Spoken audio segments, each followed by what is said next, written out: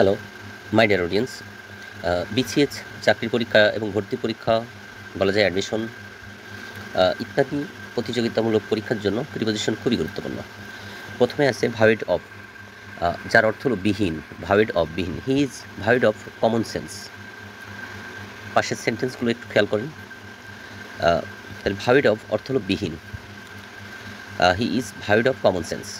Common sense অর্থ সাধারণ জ্ঞান। তাহলে তিনি তার সাধারণ জ্ঞান বিহীন অর্থ দাঁড়ায় এরকম, সাধারণ জ্ঞানের অভাব। ওয়েট ফর মানে অপেক্ষা করা, ওয়েট ফর অপেক্ষা করা। I waited for him for 2 hours, আমি 2 ঘন্টা যাবৎ তার জন্য অপেক্ষা করছি। ওয়েট অন মানে সেবা করা, খুব গুরুত্বপূর্ণ। একটি ওয়েট ফর অর্থ অপেক্ষা করা এবং প্রিপোজিশন অন ব্যবহারের সাথে সাথে সেবা করা। ওয়েট অন মানে সেবা করা।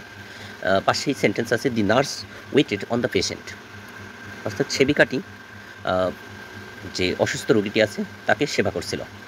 ওয়ান্ট অফ অর্থ অভাব, we have no want of money, আমাদের অর্থের কোনো অভাব নেই। ওয়ান্টিং ইন মানে বিহীন, he is wanting in common sense.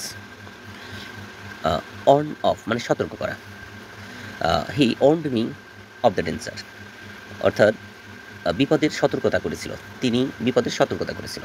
Week in মানে কাঁচা, he is weak in mathematics, অঙ্কে কাঁচা, ছেলেটি অঙ্কে কাঁচা বা তিনি বা সে অঙ্কে কাঁচা। Weak in. আবার উইক অফ মানে দুর্বল, খুব গুরুত্বপূর্ণ। কোনো বিষয় বা একটা নির্দিষ্ট কাজের ক্ষেত্রে, বিষয়ের ক্ষেত্রে যদি কাঁচা হয়, যেমন ম্যাথমেটিক্স, ফিজিক্স, ইংলিশ, বাংলা, আদার সাবজেক্ট, সেক্ষেত্রে অবশ্যই উইক ইন হবে। এবং উইক অফ মানে দুর্বল, he is weak of understanding মানে বুঝতে অক্ষম। কোনো বিষয় বাদ দিয়ে মানে বুঝতে অক্ষম যদি হয় সেক্ষেত্রে উইক অফ। ওরি অফ মানে ক্লান্ত। উইশ ফর মানে আকাঙ্ক্ষা করা, গুরুত্বপূর্ণ। ওন্টারেট মানে অবাক হওয়া। ওর্তি অফ মানে যোগ্য। ইয়েল টু মানে আত্মসমর্পণ করা। জিয়েল ফর মানে প্রবল উৎসাহ। জিয়েলাস ফর এবং ইন মানে দুটোর প্রিপোজিশন, জিয়েলাস ফর ইন মানে আগ্রহী। জেস্ট ফর অর্থ হলো অনুরাগ। She has no zest for music, অর্থাৎ তার গানের প্রতি বা মিউজিকের প্রতি আগ্রহ নেই বা অনুরাগ নেই।